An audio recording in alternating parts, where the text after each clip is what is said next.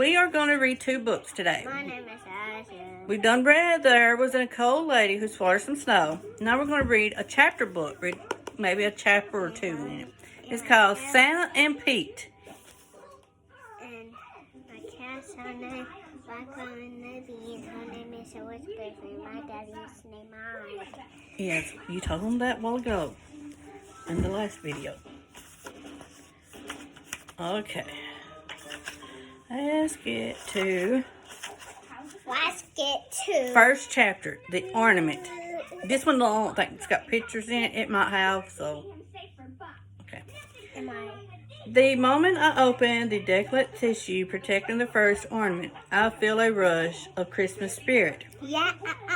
The little yellow bus with tiny faces peering.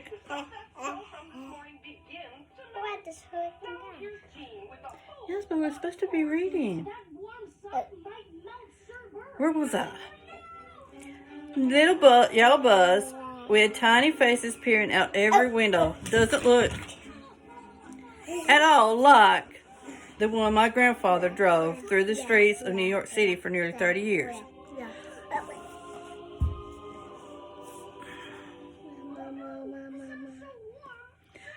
But I chose it to represent him because he schooled me on the finer points of love and life. We keep the tiny bus in one of our 3 boxes of grand ancestors ornaments.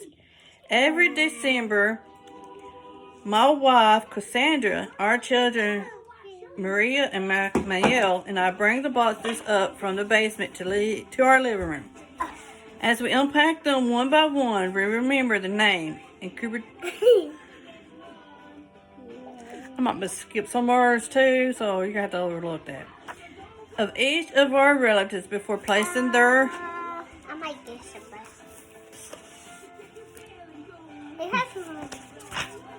ornament on the Christmas tree. Slowly but surely, we transform the fragrant pine branches into our family tree.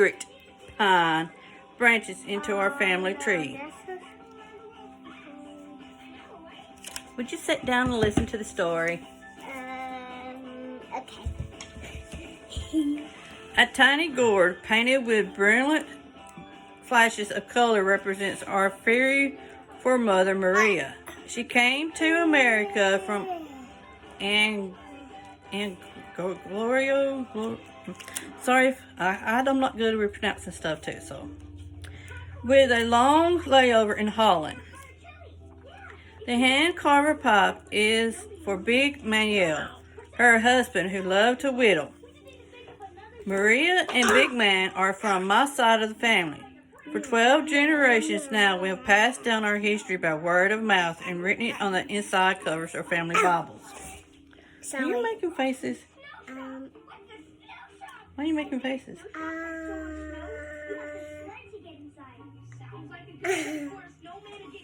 Because I'm trying to be funny. You don't have to try, you are. And we love you.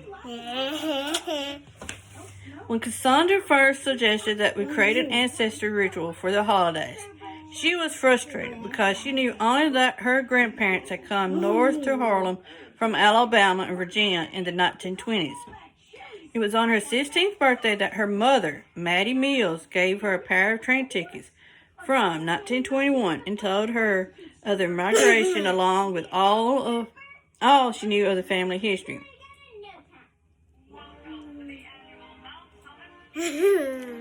A few years ago, when Cassandra decided she wanted to dig deeper, she packed the kids up for a summer vacation and took a train down south, stopping in Richmond and Mobile to try to learn more about her grandparents and great-grands.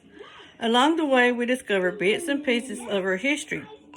But her biggest find was that she had a great-great-grandmother named Eliza, who had lived and died a slave on a tobacco plantation in Richmond. Imagine. It's like you're trying to say Elizabeth. Yes, but it's Eliza. Picking their wide, dark leaves and stuffing them into a scratchy burlap sack as she toiled from seed to can. as they describe those days in the fields that started at sunrise and ended well after sunset. We figure she wore a straw hat to protect her head from its scalding sun. But on her tree, she's symbolized by a tiny white bonnet, like the one we imagine she had worn when she got herself all dressed up for Sunday worship.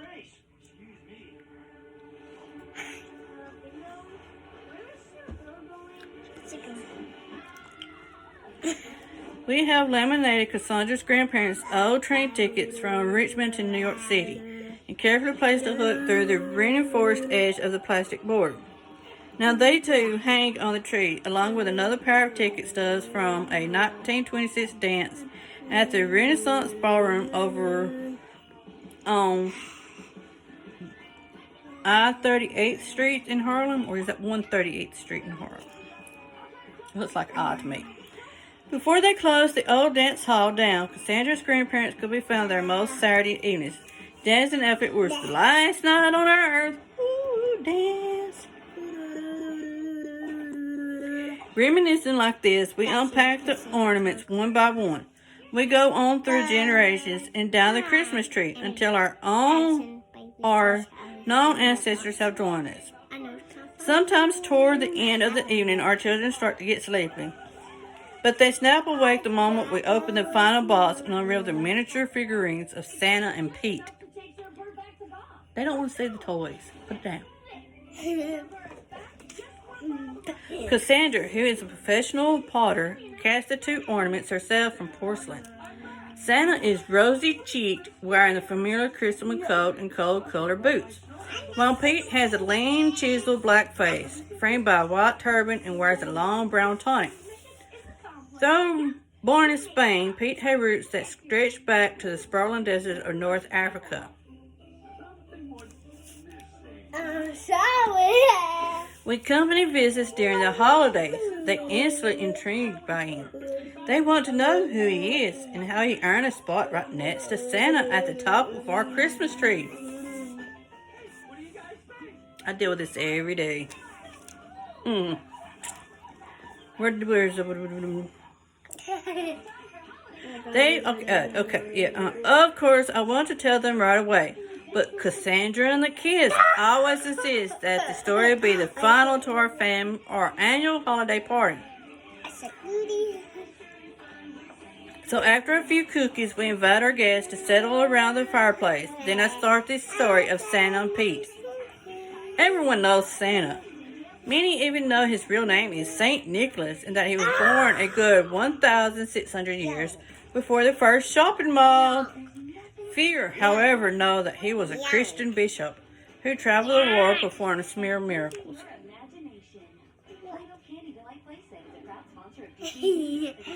I tried to read a book. As for Pete, history nearly leaves him out altogether. There's very little written of men like him, known as Moors, who came over from Africa and Arab to rule Spain and parts of Portugal, France, and Italy for 7 centuries.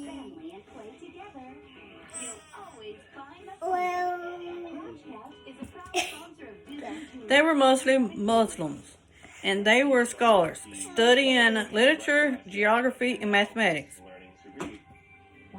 Of Pete, we know only that he was born a slave on a farm in Spain. In his youth, he taught animals to do amazing tricks without ever taking a whip to them. He could plow the fields with a team of oxen faster than anyone.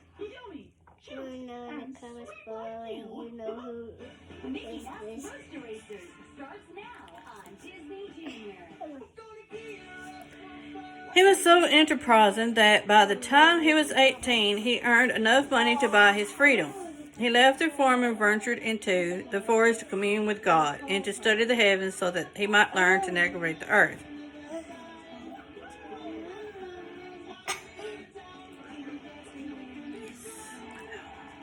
At night, when he gazed at the sky, he felt especially close to the Creator, because he believed that God had planted a twinkling seed of inspiration in each star. Whenever he encountered a problem, he imagined it surrounded by dust, and a solution came to him. After a year, after a year in the forest of him finding God, getting close to God, Pete sought work in Seville, where he took a job as a cook in a prison. They hired him not only because he could prepare meals quickly, but also because he could cook so many bowls of soup from one kettle that it seemed bottomless. Sorry. There's nothing. One day, when he was out shopping for soup fixings, he happened upon a blind woman with a scarf tied under her chin. She sat under an olive tree, playing her lute. Pete stood there quietly listening in the enchanted world of sounds. Then, without warning, the woman stopped in the middle of her song, held the lute out in Pete's direction, and said, "Take it and go." He stepped forward and kissed her cheek in thanks, too stunned to say a word, and then turned and headed for home. Though Seville surrounded him in Spain, music spiked with African and Arabic rhythms, Pete's own plucking of the strings produced notes and chords that crashed around his feet like falling stars. And yet, whenever he took a break from work, he would find a place to practice, eager to recreate the blind woman's magic. But even with his music and his cherished books, Pete felt he lacked a mission worthy of God's favor. Religion was central to everyday life in the old world. Yet people of different faiths often clashed, and sometimes their conflicts turned deadly. Even the Moors, who were considered tolerant of those holding other beliefs, had their share of zealots. And one day, a Moorish prince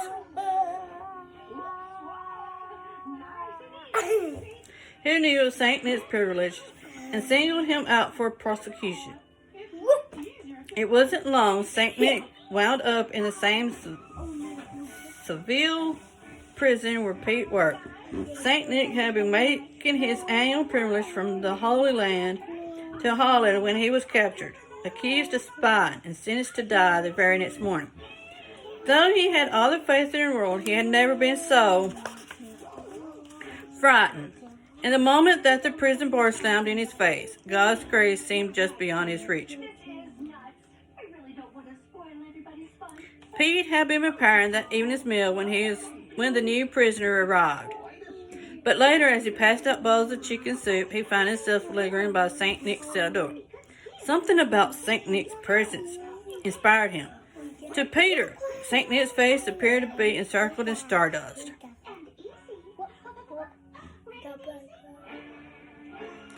Later, Pete came back after he appointed rounds, and the two men talked through their iron bars. When St. Nick shivered with cold, Pete gave him a blanket. When the old man seemed frightened and alone, Pete slipped him a volume of spiritual verse, and that's how they passed the long, dark hours until dawn.